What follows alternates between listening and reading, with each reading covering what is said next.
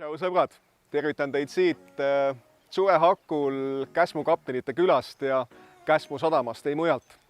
Mul on hea meel, et juba päris arvestatav hulk avavee ujujaid, väljakutse vastuvõtjaid on meie kommuunis koos ja teeme väikese tutoriali või väikese õpetuse, selgituse sellest, mis meid ees ootamas on. Ja põhipunktides siis nii palju, et arusaadavalt start 17.07. 17. juulil kell 12 siit samast Käsmu sadamast poe veerelt, võistluskeskus ka siin lahti juba kella 9-st ja 9.11 stardimaterjalide väljastus, instruktaažid, instrueerimislehed, pakihoiud, kõik see, mis käib ühe korraliku võistluse juurde.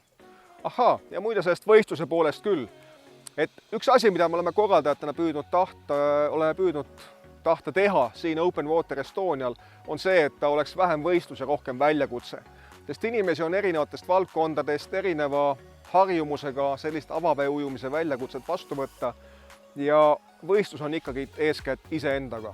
Võib-olla heal juhul spordiklubi kaaslase või naabrimehega, kellega koos on siia väljakutset vastu võtma tuldud.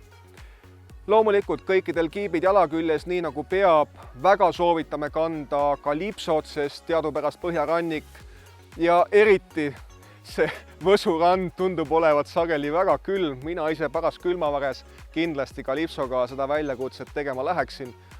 Ja tuleb tunnistada, et need, kes on avavee ujumise tõesti sellised hardcore tegijad ja kes kalipsost võib-olla suuremat sorti lugu ei pea, laseme rajale ikka, aga jätkuvalt soovitame kalipsot ja kõiki osalejaid, nii nagu võistluse juhend ette näeb, kohustame kandma meie ujuvpoid, et siis tagada ka suurem julgeolek ja turvalisus distantsi läbimisel. Mõned pisiasjad, mõned detailid küll, aga siiski väga olulised. Merepäästest meil on kohal Käsmu merepäästeüksus, Võsu priitahtlikud tuletõrjujad oma veepäästevõimekusega, kokku 4 alust. Distants on siis arusaadavalt 3500 meetrit. Minu selja taha jääb täpselt see põhimarker ehk siis Võsu vetelpäästehoone, mis on stardist väga hästi nähtav.